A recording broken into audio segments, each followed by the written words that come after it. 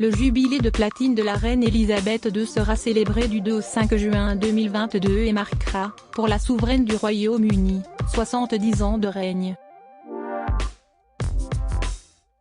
C'est le 6 février 1952 que la monarque a accédé au trône après la mort de son père le roi George VI. C'est pourtant le 2 juin 1953 qu'elle a été couronnée à l'abbaye de Westminster de Londres. Après plus d'un demi-siècle de règne, de grandes festivités sont donc organisées pour marquer l'événement.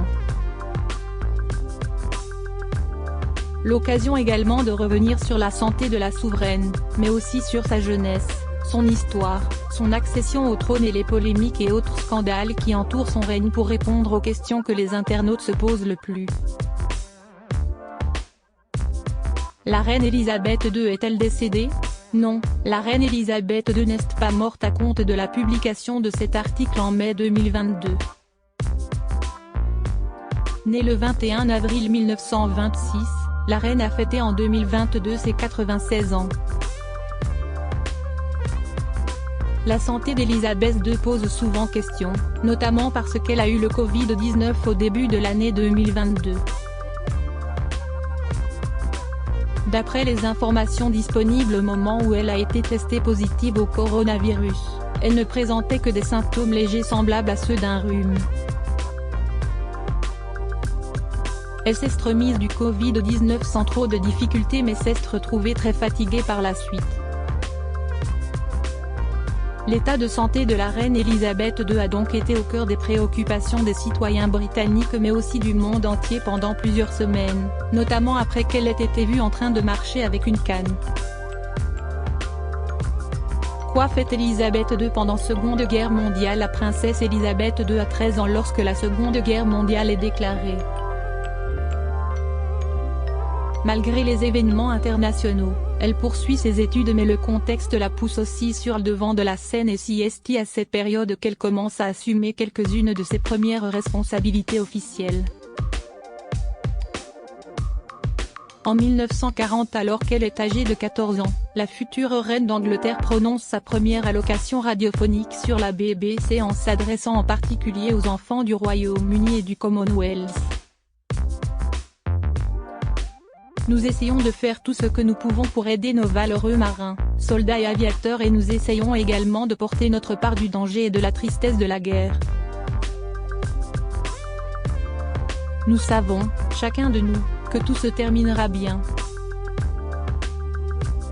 2 ans plus tard, le 21 avril 1942, jour de son 16e anniversaire, Elisabeth II s'engage pour la première fois seule et va inspecter le bataillon de chars des Grenadier Guards. Elle est alors colonel en chef honoraire. Elle devient conseillère d'État en 1944 à 18 ans après que la loi ait été modifiée dans ce but et, en février 1945, quelques mois avant la libération, elle rejoint l'Auxiliary Territorial Service en tant que sous-lieutenant. C'est dans ce cadre qu'elle reçoit un entraînement à la fois en mécanique mais aussi en conduite, avant d'être promue capitaine honoraire peu de temps après. Lors de la capitulation de l'Allemagne nazie le 8 mai 1945, la princesse Elisabeth et sa sœur la princesse Margaret obtiennent le droit d'aller fêter la fin de la Seconde Guerre mondiale comme n'importe quel citoyen lambda. Elles se joignent donc aux millions d'anonymes dans les rues de Londres pour célébrer ce moment historique. À propos de cet événement, la reine Elisabeth II déclarera bien plus tard: « Nous avions demandé à nos parents si nous pouvions sortir et voir de nous-mêmes. Je me souviens que nous étions terrifiés à l'idée que l'on nous reconnaisse. Je me souviens des files d'inconnus se tenant la main et descendant Whitehall, une rue de Londres, note de la rédaction, tous ensemble dans une marée de bonheur et de soulagement. » Comment va la reine Elisabeth II? En mai 2022, la reine Elisabeth II s'apprête à célébrer son jubilé de platine qui marque ses 70 ans de règne. Elle a fêté ses 96 ans et est en aussi bonne santé qu'on puisse attendre. À quoi ressemblait Elisabeth II jeune? Quelle taille fait Élisabeth II? Lors de son couronnement en 1953 alors qu'elle avait 25 ans, Élisabeth II mesurait environ 1,64 m. L'âge étant un facteur notoire de rétrécissement, la souveraine mesure désormais autour de 1,55 m. Élisabeth II a-t-elle déjà pleuré? Si est un fait notoire que la reine Élisabeth II ne montre que très peu d'émotions en public et il est rare de la voir pleurer. La scène de la saison 3 de The Crown sur Netflix, lorsque la reine se rend à Aberfan après une catastrophe ayant tué 144 personnes dont 116 enfants, a par ailleurs popularisé la question de savoir si la monarque pleure réellement en public. Sans pouvoir attester de la sincérité de ses sentiments, plusieurs photos prises lors de divers événements officiels prouvent cependant que oui, la reine Élisabeth II pleure à certaines occasions. Comme tout le monde, Élisabeth II a-t-elle eu le Covid-19? Atteinte du Covid-19 au début de l'année 2022, la reine Élisabeth II est désormais guérie et a retrouvé la santé, ne mentionnant qu'une grande fatigue pendant sa convalescence. À quel âge Élisabeth II est-elle devenue reine? Élisabeth II a accédé au trône britannique lors de la mort de son père George VI le 6 février 1952 suite à un cancer du poumon. Si est donc la date effective à laquelle elle a commencé à régner.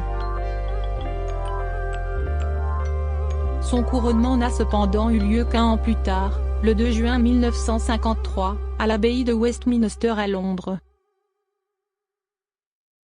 Le couronnement de la reine Élisabeth II a été le premier à être retransmis à la télévision en direct et fut suivi, dans le monde entier, par environ 277 millions de personnes. La période a d'ailleurs vu une hausse des ventes de téléviseurs pour permettre à des millions de Britanniques de pouvoir regarder le couronnement.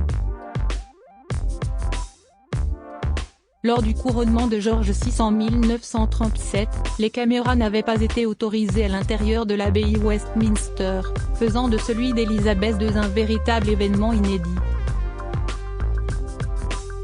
À savoir par ailleurs que le Premier ministre de l'époque, Winston Churchill, s'était opposé à la diffusion du couronnement mais que la souveraine avait insisté pour que des caméras puissent retransmettre les images pour tous ceux voulant voir ce moment historique. Moment qui a d'ailleurs été reproduit dans la splendide série Netflix The Crown qui retrace l'histoire d'Élisabeth II. Le tout est accompagné, entre autres, du morceau grandiose Zadok the Priest de Georg Friedrich Händel, qui a d'ailleurs inspiré le compositeur Tony Britten pour composer l'hymne de la Ligue des champions de l'UEFA en 1992.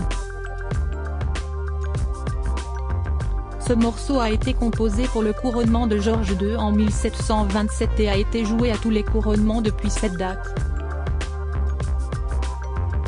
Quel âge a Élisabeth II? Le 21 avril 2022, la reine Élisabeth II a fêté ses 96 ans au château de Sandringham en toute tranquillité, accompagnée seulement de quelques-uns des membres de son personnel. La reine est née le 21 avril 1926 à Londres. Quel est le vrai nom d'Élisabeth II? Le nom de la reine du Royaume-Uni est Elizabeth Alexandra Mary Mountbatten-Windsor.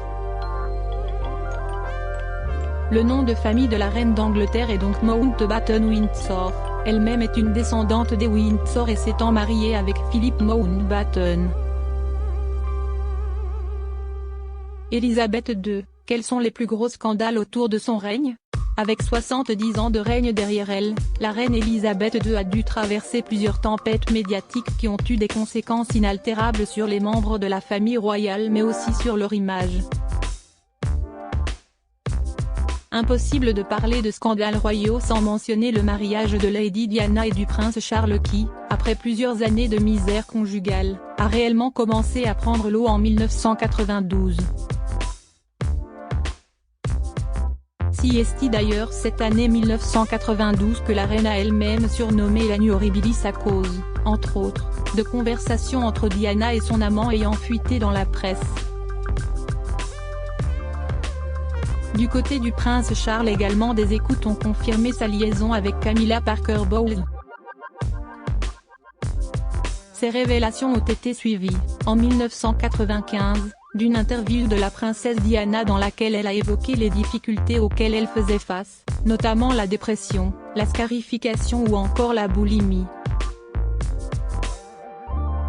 CST également lors de cette interview que Diana a admis avoir été amoureuse d'un autre homme, James Hewitt. Autant d'éléments qui ont poussé la reine Elisabeth II à encourager son fils à divorcer, ce qu'il fit peu de temps avant la mort de la princesse Diana dans un accident de voiture. Autre génération, autre scandale avec la publication en 2015 en une du Sun d'une photo du prince Harry portant un brassard nazi en guise de déguisement, peu de temps avant la publication d'autres photos prises à Las Vegas sur lesquelles le fils cadet de Diana apparaît nu. Plus récemment CST le mégoï qui a fait parler de lui, avec le choix du prince Harry et de sa femme Meghan Markle de s'éloigner de la famille royale, de déménager en Californie puis d'accorder une interview à Oprah Winfrey, interview qui a également choqué l'opinion publique avec ses révélations. Enfin, un des scandales les plus sérieux de ces dernières années concerne celui qui, dit-on, fut le fils préféré de la reine Elisabeth II, le prince Andrew. Ce dernier était en effet une connaissance de Jeffrey Epstein, incarcéré en 2019 pour trafic de mineurs puis retrouvé mort pendu dans sa cellule la même année. En août 2021, Virginia Roberts Giuffre a porté plainte contre le prince Andrew pour agression sexuelle, expliquant que Jeffrey Epstein l'avait forcé à coucher avec le fils de la reine Elisabeth II alors qu'elle n'avait que 17 ans. Suite à ces accusations, le prince Andrew s'est non seulement retiré de la vie publique mais ses fonctions royales ont également été réattribuées à la reine elle-même. Cette dernière a par ailleurs versé plus de 2 millions d'euros à l'association montée par Virginia Giuffre dans le cadre de l'accord à l'amiable qui a été trouvé avec elle au terme du procès. Qui va succéder à Elisabeth II? L'ordre de succession à la reine Elisabeth II est très discuté et a beaucoup changé ces dernières années, notamment suite à la naissance de nombreux royal babies qui sont tous chamboulés. En mai 2022 en l'état, l'ordre de succession est cependant clair. L'héritier du trône est le prince Charles, prince de Galles, suivi par le duc de Cambridge le prince William en seconde position. L'aîné de ses enfants avec Kate Middleton, le jeune prince George, est le troisième dans la ligne de succession. Il est suivi par sa sœur la princesse Charlotte puis par leur frère le prince Louis en cinquième position. Après ces différents prétendants à la succession au trône arrive le duc de Sussex, le prince Harry en sixième position, puis les enfants qu'il a avec Meghan Markle, à savoir Archie en septième position puis Lilibet en huitième position. Le prince Andrew arrive ensuite mais sa position dans la ligne de succession lui laisse peu de chances de régner, d'autant plus qu'il s'est récemment retiré de la vie publique et de ses responsabilités royales après le scandale autour de sa relation avec le pédocriminel Jeffrey Epstein. Elisabeth II, combien d'argent a-t-elle réellement? La fortune de la reine d'Angleterre pose de nombreuses questions et il est difficile d'y obtenir une réponse claire. Selon les informations du Sunday Times, l'ensemble de sa fortune serait estimé à 365 millions de livres, soit 432 446 525 €. Cependant ce nombre inclut des biens qui n'appartiennent pas à la reine elle-même mais à la couronne britannique. Sa fortune privée est à distinguer des biens de la couronne et comprend, notamment, une collection de timbres estimée à 120 millions d'euros, commencée par son grand-père le roi George V, ses bijoux, une collection de vins et une collection d'œuvres d'art. Son argent personnel comprend également ce qu'elle a hérité après la mort de son mari le prince Philippe, à savoir environ 12 millions d'euros, ainsi que ce que son père le roi George VI lui a légué, et des actions dans quelques grandes sociétés. La reine Elisabeth II est également propriétaire du château de Balmoral et du domaine de Sandringham, respectivement estimés à 133 millions d'euros et 62 millions d'euros, ainsi que de plusieurs terrains importants. Pourquoi la reine Elisabeth II a deux anniversaires?